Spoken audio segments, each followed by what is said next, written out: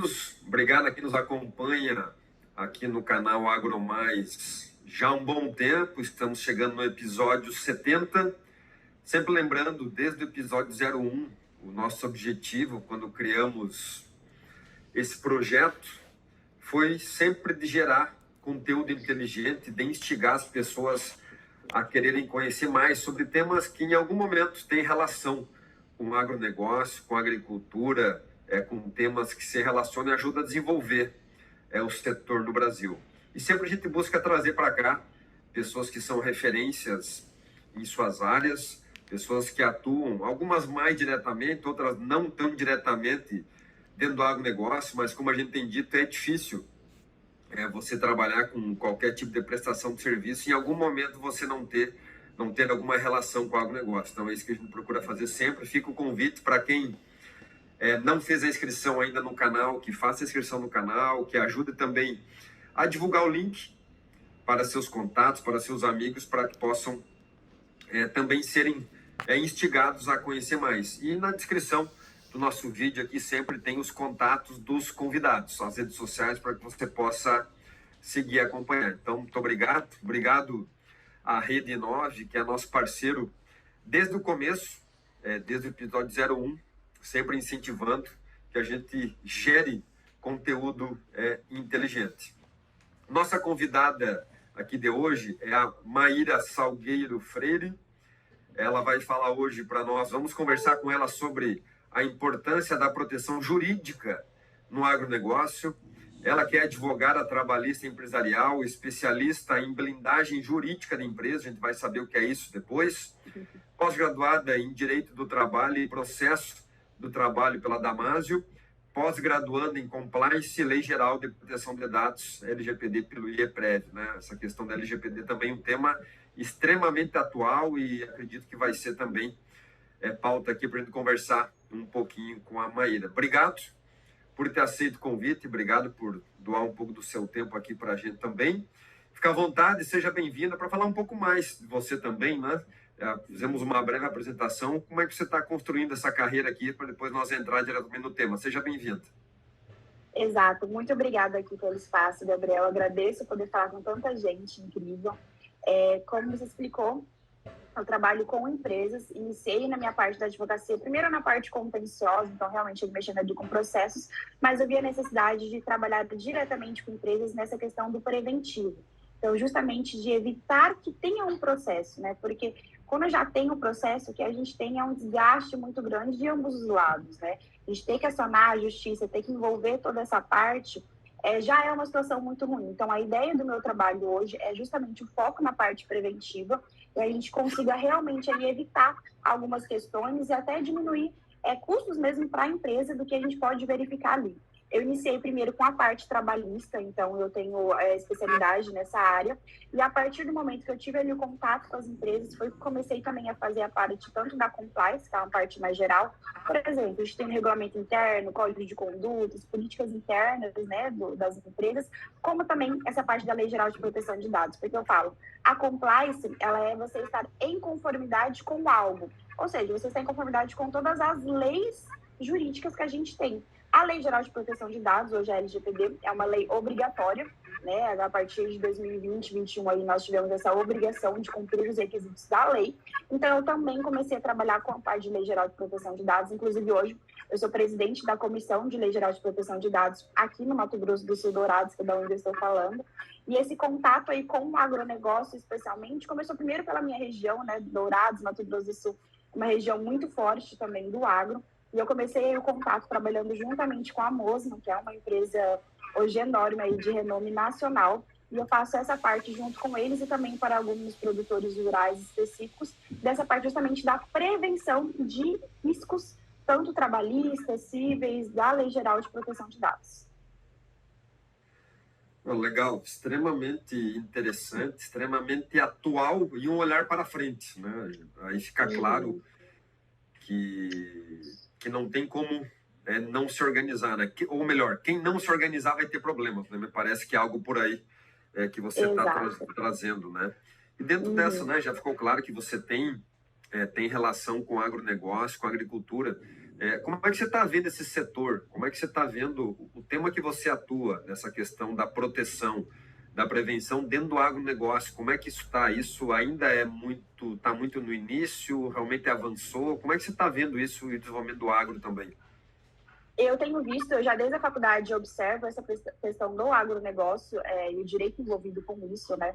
E eu tenho visto cada vez mais uma preocupação. Ainda a gente acaba tendo nessa parte, dependendo do produtor rural, essa questão muito familiar, mas que se tem cada vez mais, conforme vai crescendo, né, ali o mercado de trabalho realizado ali no ambiente que se tem, que essa procuração, né, essa preocupação, desculpa, justamente para poder ter uma parte mais procedimental, porque eu falo, a ideia é você pensar cada vez mais uma empresa, né? O agronegócio é uma empresa e ela precisa ter processos, procedimentos estabelecidos para que qualquer um que assuma ali o papel, independente da função que se tenha dentro do local, consiga cumprir e continuar que essa empresa funcione e ela fique cada vez mais forte.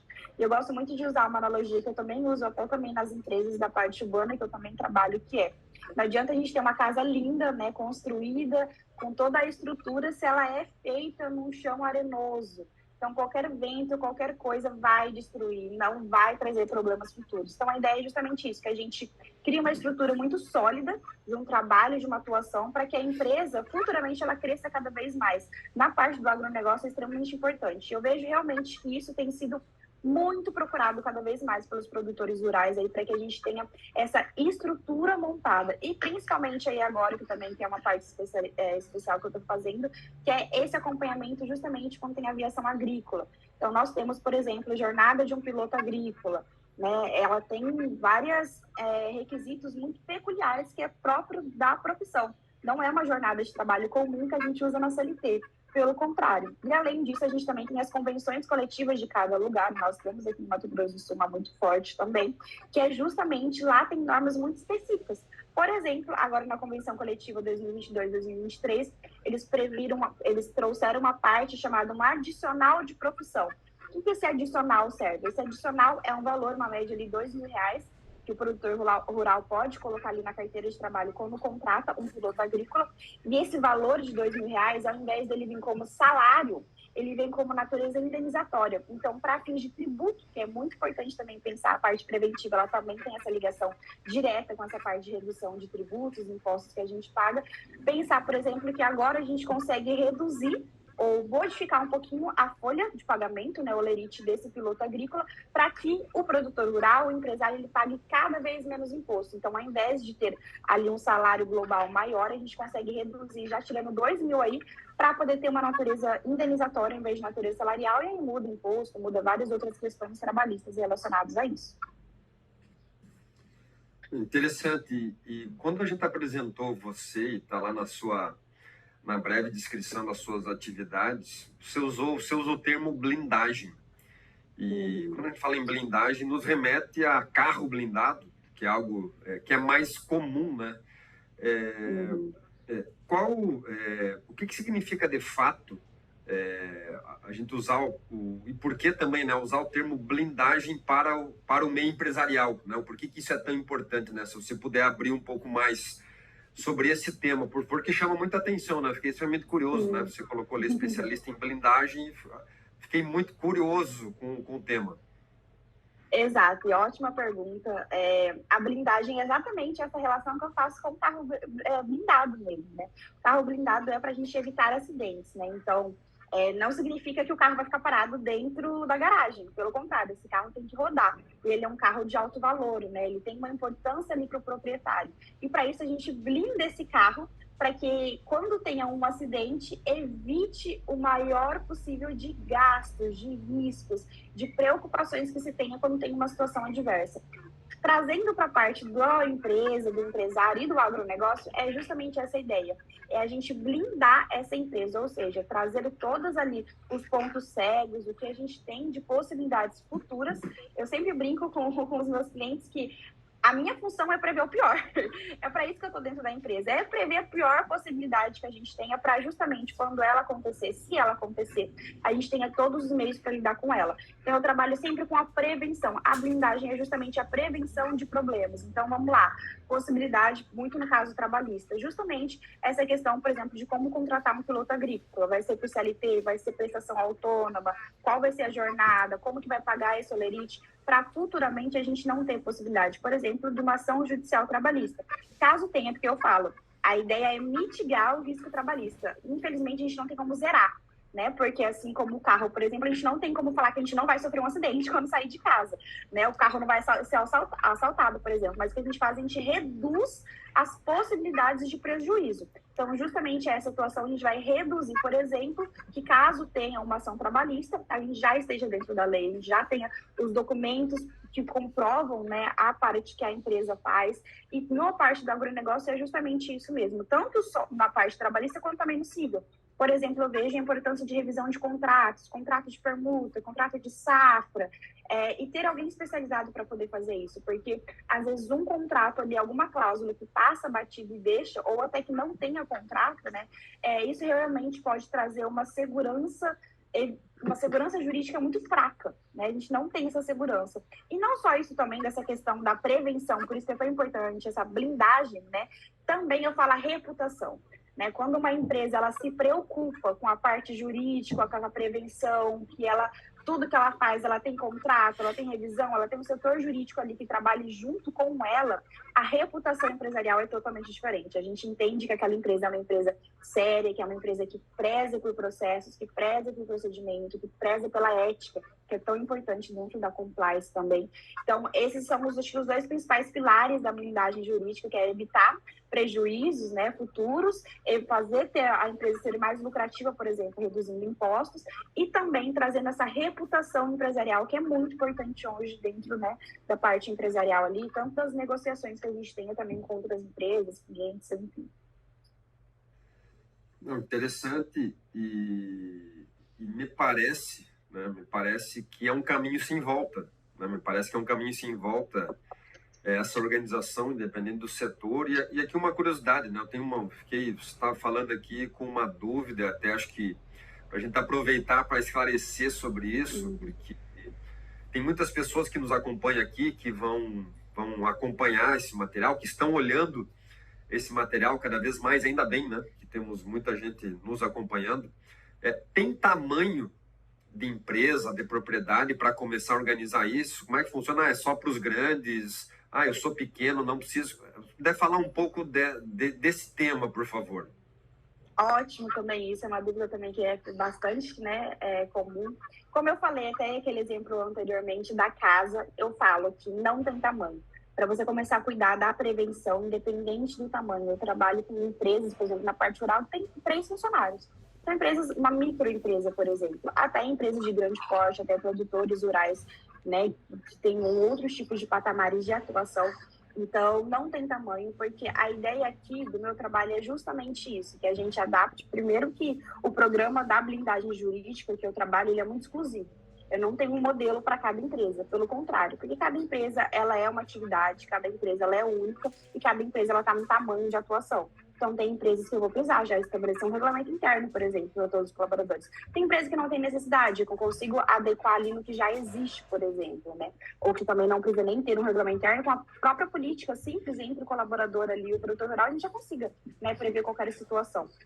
Só que a ideia é justamente isso, que a gente tenha construído uma base sólida para que futuramente qualquer problema a gente já tenha esse chão, né, construído aí bom, independente do tamanho. E eu falo que cada vez mais empresas pequenas até se preocupem com isso, porque é muito mais fácil uma empresa que já cresce saudável, ela continuar esse crescimento, do que empresas que não crescem saudável, não têm essa preparação anteriormente, de elas estarem muito grandes e vir uma bomba, por exemplo, muito maior que desestabiliza aquela empresa. Às vezes uma condenação muito alta, uma multa muito alta, ou até multas também administrativas, do MPT, MPF, MPE, né, todos os órgãos também de fiscalização que a gente tem hoje, que acaba desestruturando uma empresa, por exemplo. Então, não tem tamanho. A blindagem jurídica, a aplicação de compliance, lei geral de proteção de dados, é para todas as empresas, mas óbvio que para cada empresa a gente faz um projeto, eu sempre monto um plano de ação, que a gente chama, com um cronograma, e cada empresa ali, conforme a necessidade, a gente vai adequando todas essas políticas que a gente pode usar. Regulamento interno, políticas, códigos de conduta,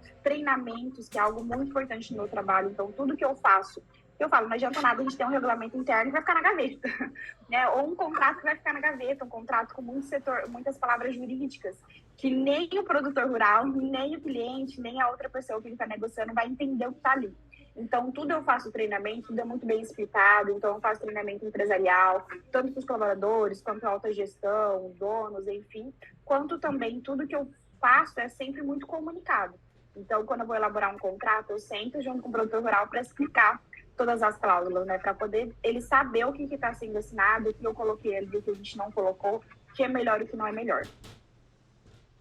E uma outra questão, né? Indo já para nossa segunda metade aqui, caminhando para o final, que realmente o papo é bom, passa rápido, a ideia é essa, né? A gente trabalha aqui entre uns 20 minutos para instigar as pessoas, e que quem queira saber mais, né, que procure a Maíra e possa ter mais informações. Essa é a ideia. E por onde começar? Né? Como que começa? Qual é a primeira preocupação? Qual é o setor que você enxerga que é o que mais tem demandado dentro de uma empresa? Tem que estar mais preocupado com a relação trabalhista, não é questão tributária. O que você pode dar de dica nessa linha aqui para quem está nos acompanhando? Ótimo também. Eu acredito muito que a parte trabalhista, hoje em todas as empresas que eu atuo, independente do ramo, o que a gente mais, é porque eu falo, o bem mais importante de uma empresa não são os clientes, são os colaboradores. Porque de nada adianta ter muitos clientes se a gente não tem um serviço de qualidade ser ofertado. Então, a recontratação não vai acontecer, por exemplo, né? Ou a indicação não vai acontecer. Então, o principal setor e o primeiro setor que eu sempre analiso quando eu entro numa empresa é a questão trabalhista. E a primeira parte que eu faço é análise de risco. O que é essa análise de risco? Análise de risco é uma entrevista que eu faço dentro da empresa. Eu sempre falo, eu não sou o escritório da empresa, né? Eu gosto de falar, e toda vez que eu comunico, meus clientes sabem muito disso, que eu sou o setor jurídico daquela empresa, então eu faço parte daquela empresa, eu tenho que respirar aquela empresa, eu tenho que entender como que funciona aquela empresa, porque é um organismo vivo aquilo, né? São pessoas que gerem aquilo e fazem aquilo rodar daquela forma. Então, eu sempre faço essa análise de risco, que é quando eu entro na empresa, eu passo um tempo dentro da empresa, geralmente é um mês aí, depende do tamanho da empresa, tem empresas que eu consigo fechar em 2 semanas, depende do tempo. É um tempo que eu converso com todos os funcionários da empresa, todas as pessoas envolvidas nas atividades, para poder entender qual que é a visão da empresa para aquela pessoa, né? Então, o que ela espera da empresa, o que ela quer da empresa, e assim eu consigo ver muitos pontos cegos que às vezes o proprietário não consegue. Porque eu falo, a ideia é cada vez mais o proprietário tá lá e a empresa tá tocando sozinha, né? Ela tá indo, ela tendo processos, ela tem procedimentos, ela indo e se autorregulando sozinha. E muitas vezes que você não tem esse contato direto, você não vê os pontos que tá acontecendo ou como pode melhorar. Então, esse meu trabalho é realmente, eu entro dentro da empresa, faço essa análise e no final eu apresento um panorama geral, que é justamente essa parte da análise de risco, que a gente verifica ali qual ponto que é mais grave. Então, tem toda uma planilha que ele faz o cálculo, que a gente começa do risco possível, provável e remoto. O possível é sempre o vermelho e a primeira atuação. Então, por exemplo, tem uma parte específica ali que a gente verificou que se a gente não mexer, está dando problema na empresa, já está acontecendo. Tem outro que a gente pode ir adaptando um pouco mais devagar e outro é um remoto. Então, a gente vai pensar mais para frente ou a gente vai assumir aquele risco, que é muito importante. Como eu falei, a ideia é mitigar. E os riscos que a gente sabe que não tem como ser controlados, a gente pensar o que a gente pode fazer quando acontecer. Então, fazer um caixa para isso, vamos deixar uma pessoa responsável para quando acontecer, essa pessoa que vai responder por isso, ela que vai estar à frente desse problema, a gente vai criar um comitê de crise, por exemplo. Então, a gente consegue fazer todo esse panorama. Então, o principal ponto que eu vejo aí é o trabalhista, na verdade, entender o funcionamento da empresa, não só o trabalhista, né, mas entender a natureza dessa empresa, o que acontece, quais são os processos ali dentro, os processos que a gente precisa colocar para poder melhorar. E aí essa análise diz que a gente consegue ver todos esses pontos da empresa que muitas vezes no dia a dia a gente não consegue analisar. Interessante, e acredito que quem está acompanhando aqui está ficando cada vez mais curioso, eu pelo menos, né? Estou muito curioso para avançar nesse tema, né? Porque cada tema que você falou aqui daria uma conversa separado, né? Que realmente tem muita coisa legal para tratar aqui. E antes de nós caminhar para a nossa reta final aqui, Tem algum exemplo que você possa trazer, alguma coisa que seja muito recorrente nas empresas, de problemas que você identificou, alguma coisa que possa dizer algo genérico aqui? Isso aqui é uma das coisas que mais apareceu nas entrevistas iniciais que eu fiz, no mapeamento de risco, alguma coisa até para já começar a chamar a atenção das pessoas aqui antes de procurar você, né? Que a gente está lembrando aqui, né? Na descrição do vídeo tem todos os contatos da Maíra, do escritório dela, para que vocês possam buscar mais informações e buscar uma conversa, né, em particular, para poder conhecer mais sobre o tema, né? Se puder trazer alguma coisa recorrente, até para chamar a atenção de quem está acompanhando aqui. Exato. Uma das coisas que eu até trouxe aqui já é essa questão da forma da contratação, por exemplo, dos funcionários colaboradores. Como eu contrato CLT, quando eu contrato autônomo, quando eu contrato um contrato por safra, por exemplo, né? Quando acaba ali o período, por exemplo, da safra, que fica aquele período que não tem trabalho, né? Eu posso demitir, não posso demitir, eu faço a recontratação. Então, essa parte da CLT e autônomo é em todas as empresas, independente da área, eu vejo principal ponto que a gente analisa, e eu sempre coloco ele como um ponto de risco provável, porque pode trazer muito prejuízo, tanto se a gente não tiver um contrato certo como autônomo, que aí vai ser discutido na parte civil, a gente vai ter problema civil, quanto justamente na parte trabalhista, se for considerado CLT, ele não tiver com essa carteira de trabalho assinada, por exemplo. E um outro ponto, já quando a gente tem aí já um funcionário aí já trabalhando, é justamente a forma de pagamento. Por quê? Empresas, por exemplo, hoje que estão no lucro real, ela paga um imposto sobre cada funcionário muito maior, se não me engano, é uma média de 27%, salvo engano agora, o lucro presumido. Para uma empresa, por exemplo, que está no Simples, que ela consegue pelo E-Social, que é 8% por cada funcionário. Então, a gente já tem aí uma diferença de 20% de imposto que a gente paga por cada funcionário. Uma empresa, por exemplo, que está na parte urbana que eu trabalhei, a gente conseguiu ver essa situação que a empresa estava por lucro real e a gente conseguiu abrir uma nova empresa pelo E-Social para que ela venha para o Simples só para os funcionários. Então, a gente fez um contrato, uma nova empresa com contrato de terceirização entre elas, e a gente conseguiu reduzir R$73 mil no ano dessa empresa só de imposto, só dessa troca aí, da gente fazer um ajuste tributário junto com essa parte aí trabalhista. Então, acredito nesses dois pontos. Primeiro é justamente essa questão da contratação, a forma como contratar, e eu vejo muito isso na questão de justamente pilotos agrícolas, né? Como que eu contrato, posso ser autônomo, não posso, se é SLT tem que ter controle de jornada, que é algo também muito questionado, se ele é um trabalhador externo que não precisa de jornada, de controle, né, da jornada, ou precisa, ou como faço esse controle diário de bordo, ou, né, o voo e a jornada são diferentes, o tempo de voo e o tempo de jornada de trabalho, eles são diferentes. Então, essa questão mesmo do trabalhista e essa questão aí do pagamento de salários, de imposto e tudo mais. Interessante, eu já fiquei animado aqui, né? Você falou esse valor aqui, eu já fiquei animado. Já? Fazer a consulta para a minha empresa, né? Gostei, né? Gostei já dessa possibilidade. E, em resumo, né? Até um dia eu brinquei com esse termo dizendo que ser empresário no Brasil não é para amadores. Né? Ser empresário no Brasil é para profissionais. Então, a gente precisa cada vez mais olhar para esses temas. É o que a gente está trazendo aqui hoje, a oportunidade de trazer uma especialista nesta proteção, né, do seu patrimônio, da sua empresa, independente do setor que você esteja. Obviamente, aqui o grande público nosso ele está ligado ao agronegócio, mas fica, né, reforçando aqui a dica da importância de buscar mais informações sobre esse tema. E para a gente caminhar para o nosso encerramento aqui, como é que você está vendo, né, esse movimento da agricultura brasileira, do agronegócio para os próximos anos? Percepção que vocês têm aí do escritório é que o setor vai seguir crescendo, vai estabilizar? Como é que vocês enxergam o setor do agronegócio? Muito bom. Realmente, primeiro, até puxando um gancho que você tinha falado anteriormente, que você ser empresário não é para amadores, justamente é para profissionais, e por isso que é tão importante que a gente cada vez profissionalize mais ainda o trabalho, né? Que a gente crie cada vez mais essa preocupação de processos e procedimentos que vão ser autorregulados dentro da empresa sem você.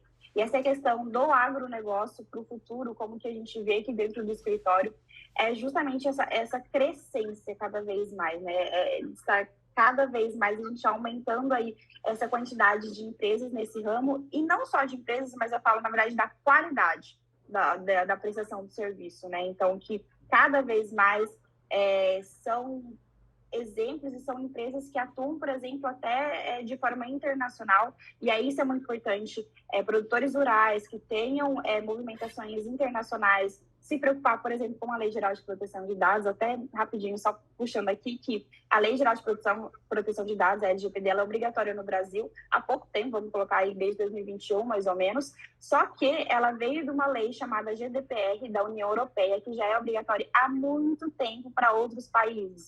Então, se você faz essa relação internacional, você é obrigado a seguir a GDPR e agora, no Brasil, a Lei Geral de Proteção de Dados, que ela é uma irmã mais nova da GDPR. Nós copiamos muitas coisas de lá, então é praticamente a mesma lei, só que a gente trouxe para a realidade, por exemplo, o tamanho de empresas não precisa do DPO, que é ali o opressor responsável por essa proteção de dados, enfim, tem algumas questões, mas essa preocupação, por exemplo, se você faz, né, essa comercialização aí internacional, por exemplo. Mas a gente vê justamente isso, que cada vez mais as empresas do produtor rural precisa, não tem nem como ele fugir mais, de ser realmente profissionalizante. A gente vê realmente uma área de atuação muito grande.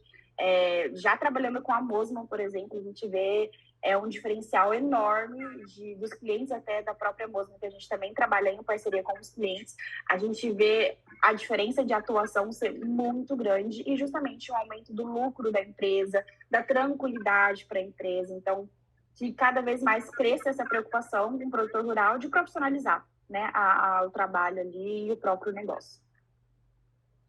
Legal, agradeci muito a Maíra Salgueiro Freire, que é a nossa convidada de hoje, do episódio 70, está falando conosco aqui sobre a importância da proteção jurídica no agronegócio. Ela que é advogada trabalhista empresarial, especialista em blindagem jurídica de empresas, pós-graduada em Direito do Trabalho e Processo do Trabalho pela Damásio, pós-graduanda em Compliance e Lei Geral de Proteção de Dados, a famosa LGPD, como ela já trouxe muito aqui, pela IEPREV. Agradecer muito a sua presença, reforçar a todos aqui a importância desse tema. E vou devolver para você, para que você possa fazer suas considerações finais aqui para o nosso público.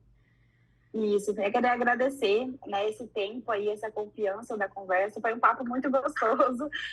Se deixasse, realmente, ficaria horas aqui falando, então você tem que me cuidar do horário, porque eu adoro conversar, eu faço muita palestra sobre isso também, né, tanto para a parte urbana quanto para a parte rural aí do agronegócio. Mas o que eu quero trazer aqui é justamente essa importância de nós profissionalizarmos cada vez mais a nossa atuação, porque no primeiro momento a gente pode ver como um gasto, né, essa preocupação, esse investimento na parte preventiva, mas na verdade a longo prazo e a curto prazo, como a gente falou, essa empresa em um ano a gente conseguiu economizar R$73 mil, essa importância justamente do lucro, né, e da tranquilidade. Eu falo que o meu trabalho eu vendo tranquilidade, eu vendo justamente segurança, por isso a blindagem, né, então é você saber que o seu negócio, mesmo que tenha adversidades, que é dentro de qualquer ramo, em qualquer área, na verdade, da nossa vida, nós temos essas situações que podem acontecer, não está no nosso controle, mas é importante o que nós vamos fazer quando isso acontecer. E por isso que a prevenção, a blindagem jurídica é muito importante. Então, qualquer dúvida, como o Gabriel falou, vocês podem me procurar, o Instagram, um canal aberto, justamente que eu tento trazer sempre conteúdos informativos para que esse canal, essa parte seja cada vez mais aberta. Muito obrigado mais uma vez, obrigado pela disponibilidade, parabéns pelo trabalho, muito legal sua empolgação, né? Dá para ver aí na fala da Maíra a empolgação dela com o tema, a animação realmente pela importância que os temas têm. E aqui a dica para todos que acompanham, que é pesquisar mais, quer buscar mais informações, na descrição do vídeo aqui tem os contatos de como você pode encontrar a Maíra para buscar mais informações e seguir aprofundando nesse tema que é tão importante e necessário, não tem como fugir deles, né? A organização, a prevenção, o planejamento, a blindagem, usando o termo que ela utilizou aqui na nossa conversa toda, né? Essa prevenção, a gente precisa melhorar isso nas nossas empresas, ser um pouco mais previsíveis, senão a gente vai ter problemas no futuro, com certeza. Muito obrigado a todos que nos acompanham, reforçando o pedido para fazer a inscrição no nosso canal do YouTube, seguir, acompanhar as redes sociais e, na medida do possível, divulgar para os seus contatos também. Um grande abraço e nos vemos no próximo episódio. Tchau, tchau.